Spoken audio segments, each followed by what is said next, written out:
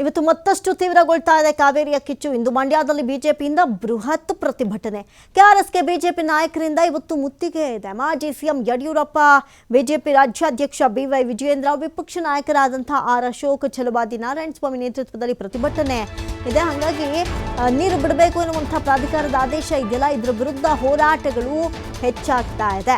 ಇವತ್ತು ಮಂಡ್ಯದಲ್ಲಿ ಬಿಜೆಪಿಯಿಂದ ಬೃಹತ್ ಪ್ರತಿಭಟನೆಯನ್ನ ಹಮ್ಮಿಕೊಳ್ಳಲಾಗಿದೆ. ಬಿಜೆಪಿ ಎಂಟ್ರಿ ಕೊಟ್ಟಿದೆ ಈ ಹೋರಾಟಕ್ಕೆ.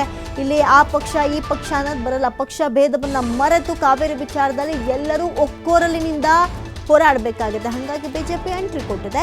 ಮಾಜಿ ಸಿಎಂ ಬಿಎಸ್ ಯಡಿಯೂರಪ್ಪ, ಬಿಜೆಪಿ ರಾಜ್ಯಾಧ್ಯಕ್ಷರಾದಂತಹ ಬಿವೈ ವಿಜಯೇಂದ್ರ, ವಿಪಕ್ಷ ನಾಯಕರಾದಂತಹ ಆರ್ ಅಶೋಕ್, ಛಲವಾದಿ ನಾರಾಯಣಸ್ವಾಮಿ ನೇತೃತ್ವದಲ್ಲಿ ಈ ಪ್ರೊಟೆಸ್ಟ್ ನಡೆಯುತ್ತೆ. ಈ ಪ್ರೊಟೆಸ್ಟ್ನ ನಂತರ ಕೆಆರ್ಎಸ್ಗೆ ಮುತ್ತಿಗೆ ಹಾಕೋದಕ್ಕೂ ಕೂಡ ಸಜ್ಜಾಗ್ತಾ ಇದ್ದಾರೆ ನಾಯಕರು. ಹಾಗಾಗಿ ಪೊಲೀಸರ ವ್ಯವಸ್ಥೆಯನ್ನ ಹೆಚ್ಚು ಮಾಡಲಾಗಿದೆ. ಸೂಕ್ಷ್ಮ ಪ್ರದೇಶಗಳಲ್ವ ಕೆಆರ್ಎಸ್, ಹಾಗಾಗಿ ಹೆಚ್ಚುವರಿ ಪೊಲೀಸರ ನಿಯೋಜನೆ ಮಾಡಲಾಗಿದೆ.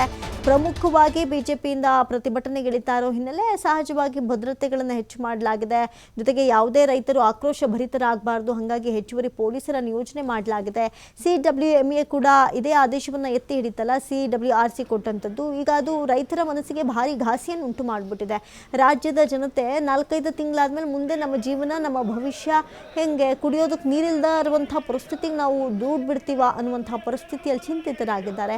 ಹಾಗಾಗಿ ದೊಡ್ಡ ಮಟ್ಟದ ಹೋರಾಟ ಒಂದೇ ಈಗ ಅನಿವಾರ್ಯ ಆಗಿರೋದ್ರಿಂದ ಬಿಜೆಪಿ ಕೂಡ ಈ ಹೋರಾಟಕ್ಕೆ ಧುಮುಕಿದೆ. ಮಾಜಿ ಸಿಎಂ ಬಿಎಸ್ ಯಡಿಯೂರಪ್ಪ, ಬಿಜೆಪಿ ರಾಜ್ಯಾಧ್ಯಕ್ಷ ಬಿವೈ ವಿಜಯೇಂದ್ರ, ವಿಪಕ್ಷ ನಾಯಕರಾದ ಆರ್ ಅಶೋಕ್, ಛಲವಾದಿ ನೇತೃತ್ವದಲ್ಲಿ ಪ್ರತಿಭಟನೆ ಇವತ್ತಿದೆ.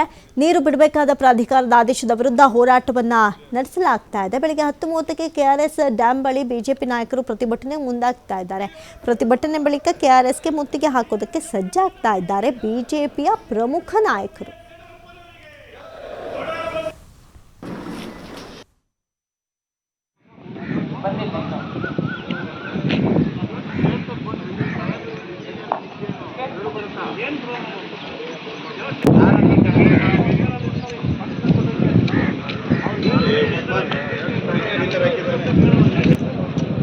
ಮಂಡ್ಯದವರು ನಿಮ್ಮವರಲ್ಲಿ